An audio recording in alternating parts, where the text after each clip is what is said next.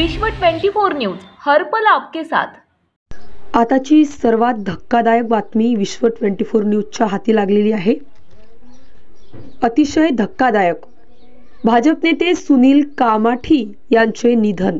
अश्विनी हॉस्पिटलमध्ये घेतला अखेरचा श्वास। धक्कादायक।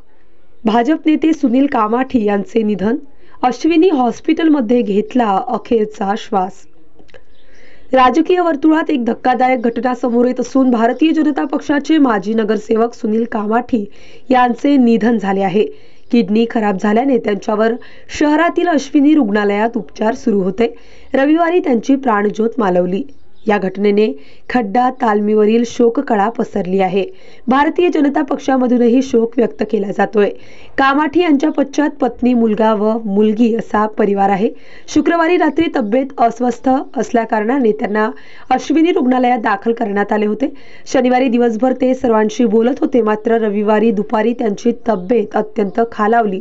त्यांना एअर ॲम्ब्युलन्समधून मुंबईला हलवण्याचे नियोजन करण्यात आले होते। शेवटी सोमवार पहाटे 5च्या दरम्यान त्यांचे निधन झाले। सुनील कामाठी यांची खड्डा तालीम प्रसिद्ध आहे। शिवजन्मोत्सव तसेच गणेशोत्सव मोठ्या उत्साहात साजरा केला जातो। नुकत्याच झालेल्या शिवजन्माचा मिरवणुकीमध्ये सुनील कामाठी यांच्या खड्डा तालमीने मोठी जंगी मिरवणूक काढली होती। तसे पाहायला गेले तर सुनील कामाठी हे पूर्वीचे कट्टर शिवसैनिक होते। 2017 सालच्या महापालिका निवडणुकीत त्यांना भाजपकडून तिकीट मिळाले आणि त्यांनी प्रभाग क्रमांक 13 मधून मोठ्या मताधिक्याने विजय मिळवला। तेव्हापासून ते माजी पालकमंत्री विजयकुमार देशमुख यांचे कट्टर समर्थक होते।